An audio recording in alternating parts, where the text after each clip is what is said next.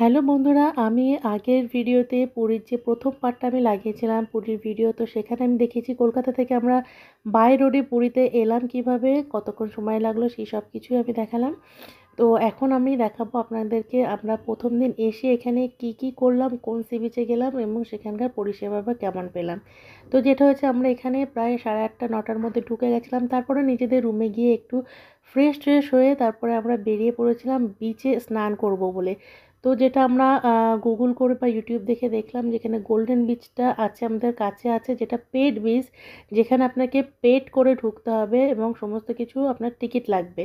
তো আমরা প্রথমে গোল্ডেন বিচে গেলাম, আর দেখুন দুদিকে ঢুকতে ঢুকতে কেমন কাজু বাগান আছে, কাজু বাদামের গাছ আছে অ্যাকচুয়ালি। তো এই এখানে বেশ লাল লাল বাদামও হয়েছিল, তো আমরা দেখছিলাম সেগুলো ছেঁড়া নিষিদ্ধ ছিল। তো এখানে এসে প্রথমে কার পার্কিং করা হলো, এখানে সমস্ত কিছুরই ব্যবস্থা আছে, কার পার্কিং থেকে শুরু করে স্নান করা থেকে শুরু করে সমস্ত কিছু, এবং হ্যাঁ সমস্ত কিছু পেড। হ্যাঁ, তো আমাদের প্রায় মাথা পিছু আমাদের এখানে এন্ট্রিতে 50 টাকা করে লেগেছিল, 50 রুপিস। আর তাছাড়া আপনি এখানে কটা চেয়ার নেবেন, কোন শেডের তলায় থাকবেন সেই হিসেবেও কিন্তু এখানে মানে সেটাও কিন্তু পেমেন্ট বাই পেড, এগুলো সব ব্যবস্থা ছিল। সমস্ত কিছুর জন্য আলাদা আলাদা পেমেন্ট ছিল, তার সাথে ছিল টয়লেটের ব্যবস্থা, আপনার স্নান করার ব্যবস্থা, সব কিছু এখানে ছিল। আর যেটা সবথেকে ইম্পর্ট্যান্ট যেটা হচ্ছে একদম নিট অ্যান্ড ক্লিন, পরিষ্কার পরিচ্ছন্ন ছিল সি বিচটা। তো এখনও পর্যন্ত তো অন্য কোনো সি বিচে যাইনি, তো এই সি বিচটার মধ্যে যতটুকু দেখতে পাচ্ছিলাম যে একদমই পরিষ্কার ছিল, নিট অ্যান্ড ক্লিন। আর আমাদের প্রচণ্ড আনন্দ হচ্ছিলো সি বিচে এসে, আমার হাসিটা দেখে নিশ্চয়ই বুঝতে পারছেন, আমি আমার ছেলে আমাদের তো আমরা সমুদ্র পাগল অ্যাকচুয়ালি। হ্যাঁ, তো সেই হিসেবে আমরা প্রচুর মজা করলাম এখানে। আর আমার শাশুড়ি মা এসেছেন, উনি প্রায় 30 বছর পরে সমুদ্রে এসেছেন, ঘুরতে গেছেন অনেক জায়গায় কিন্তু সমুদ্রে ঘোরা ওনার হয়নি। বহু বছর আগে গেছিলেন এবং তারপর এই আজকে এখানে এসেছেন। তো উনিও খুব খুশি ছিলেন, বুঝতে পারছিলেন না কে কী করবেন এখানে। তো আমরা তো প্রচুর প্রচুর মজা করলাম এখানে, সেই সমস্ত ভিডিও আমি আজকে আপনাদের সাথে শেয়ার করছি, তো দেখুন।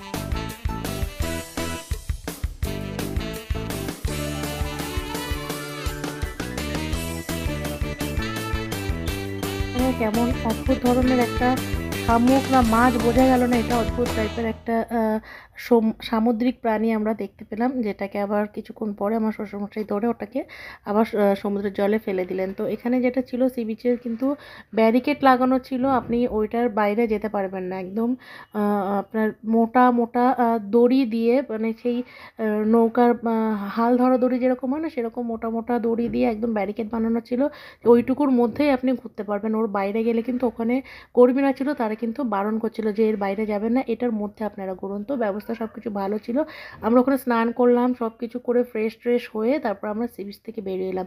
ওভারঅল আমাদের অভিজ্ঞতা খুব খুব খুব ভালো ছিল।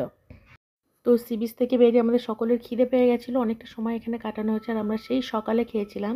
তো এইখানে দেখুন আমার শ্বশুরমশাই দেখাচ্ছেন কাজু বাদামের একটা ফল, তো পুরো ফলটা ওখানে পড়েছিল, উনি ওটাকে কালেক্ট করে এমিরকে দেখাচ্ছিলেন।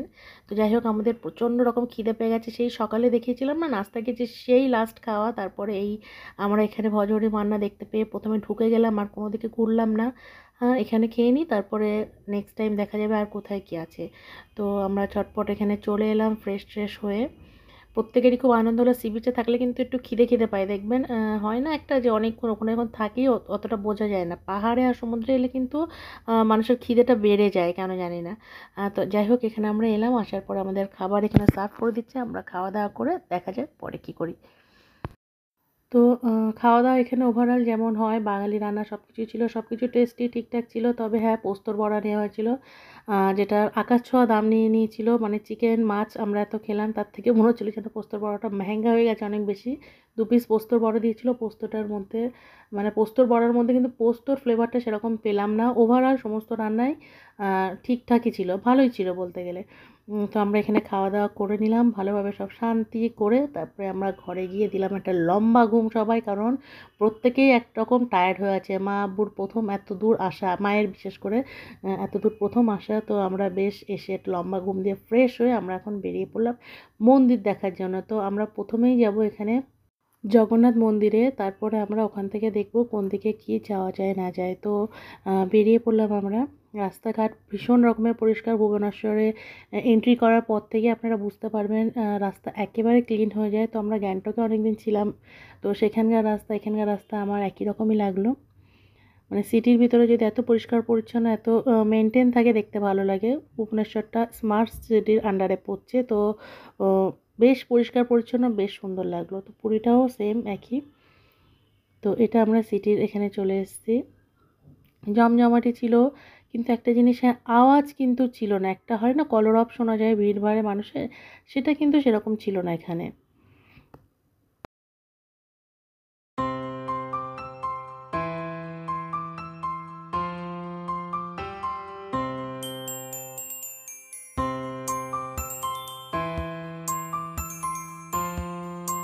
তো ঘুরতে ঘুরতে আমরা এখন চলে এসেছি মন্দিরের কাছে, এবং দুদিকে একদম ঢালাও বাজার। এখানে একদিকে দেখলাম মিষ্টি জাতীয় জিনিস বিক্রি হচ্ছে কিছু, ওই যে খাজা বলে, খাজা বিক্রি হচ্ছিল। তারপরে আরও এই সাইডে এসে দেখছিলাম ফলের জুস, ফলের দোকান ছিল প্রচুর, এবং হাতের কাজের কিছু জিনিস ছিল, হরিণ ঘোড়া এই টাইপের কিছু ওরা হাতে বানিয়ে বিক্রি করছে।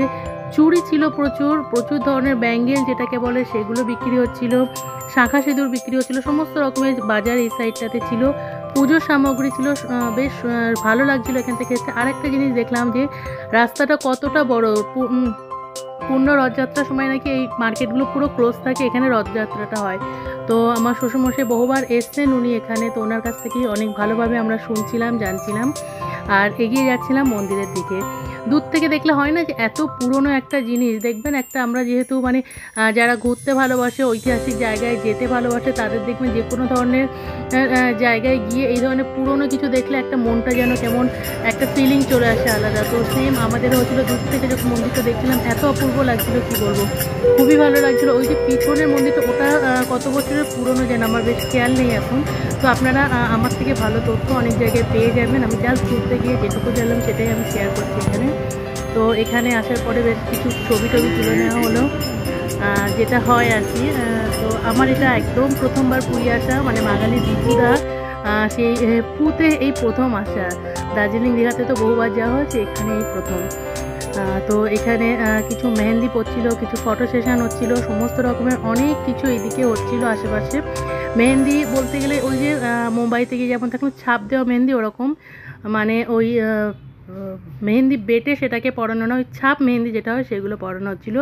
এখানে কিছু শপিংও হলো টুকটাক, আমাদের বাড়িতে অনেক খুদে খাদা আছে, তাদের জন্য কিছু ছোটোখাটো জিনিস নেওয়া হলো। আমরা ঘুরলাম এই জায়গাটাতে বেশ। তারপরে যেটা আমরা করলাম যে চুড়ি কিনলাম প্রচুর ধরনের, এখানে কিন্তু খুব সুন্দর সুন্দর চুড়ি পাওয়া যাচ্ছিলো।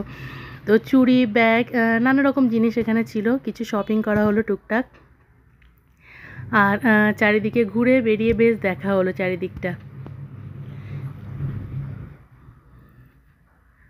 অনেকটাই সুন্দর লাগছিল এখানে, অনেক মানুষ অনেকভাবে প্রার্থনা করছিলেন, প্রে করছিলেন, তারা দেখছিলাম সেগুলো আমরাও। অপূর্ব দৃশ্য সত্যি। তো আমাদের অনেক কটা স্পট টার্গেটে আছে আমাদের এখন এখানে যাওয়ার, তো দেখা যাক কতগুলো আমরা ফুলফিল করতে পারি। আপাতত এই একটা জায়গায় আমরা দেখে, এখানে আমরা একটা মার্কেটে ঢুকলাম শপিং করার জন্য। তো দেখুন এমির এখন ওর টিচারদের জন্য কিছু এখানে শপিং করছে। কোনটা এমির, কোনটা নেবে? ভালো লাগছে। কার জন্য এটা? সুস্মিতা ম্যাম। সুস্মিতা ম্যামের জন্য নিতে হবে। এগুলো নেবে না এগুলো?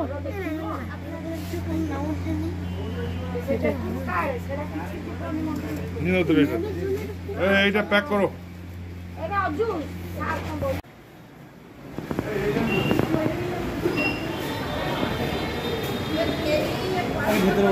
খুব সুন্দর লাগছে, এখানেই বসো। এদিকে জগন্নাথের মন্দির আর আমরা ঠিক বসছি এমন একটা প্লেসে, পুরো মন্দিরটা এত সুন্দর দেখা যাচ্ছে এখান থেকে, দেখুন আপনারা, অপূর্ব লাগছে মন্দিরের। ডিনার টাইম, আমরা এখন চলে এসেছি ডিনার করতে। একদম পিওর ভেজ রেস্টুরেন্ট এখানে একটা ছিল, সেখানে এসেছি। সকালে যেহেতু মাছ মাংস খাওয়া হয়েছে, সন্ধ্যেবেলাটা আমাদের একটু হালকা ফুলকা খাওয়া হয়েছে, তো এখানে এসে ভাবলাম যে এখানে এই হোটেলটায় ট্রাই করা যাক। এটারও রিভিউ দেখছিলাম বেশ ভালো, তো এখানে খেলাম। খুবই স্বাদ ছিল খাবারে, তবে একটু দেরি করে করে সার্ভ করছিলেন ওনারা, কারণ সমস্ত জিনিস ওনারা টাটকা বানিয়ে বানিয়ে আমাদেরকে দিচ্ছিলেন। তো এখানকার খাওয়াটা আমাদের কিন্তু ভরপেট, খুব মানে মনের মতন খাওয়া হয়েছে। রাতের বেলা আমরা সি বিচে চলে এসেছি এখন।